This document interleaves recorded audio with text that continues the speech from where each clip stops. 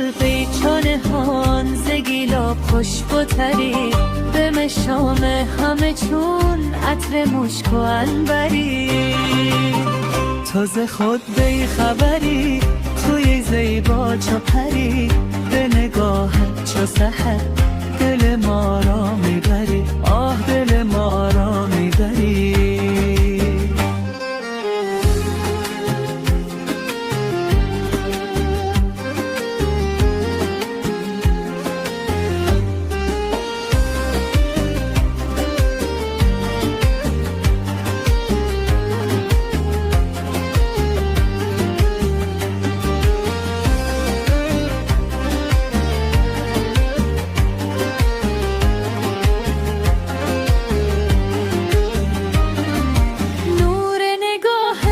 چه تابان بود لعل لب شهد تو حلوان بود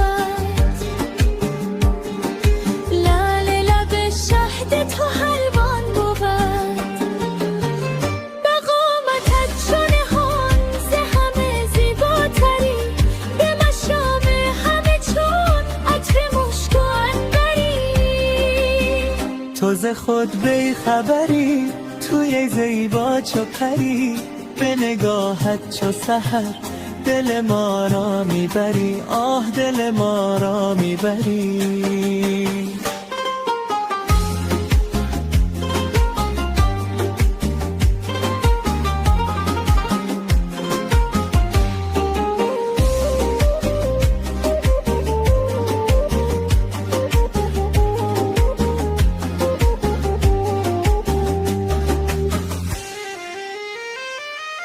شفق تمنای لبت ای نگار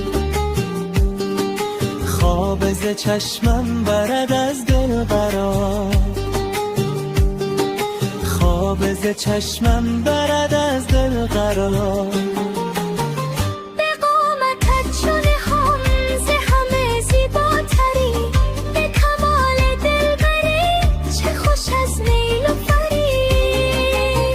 تو ز خود بی خبری توی زیبا چو پری به نگاهت چو سحر دل ما را میبری.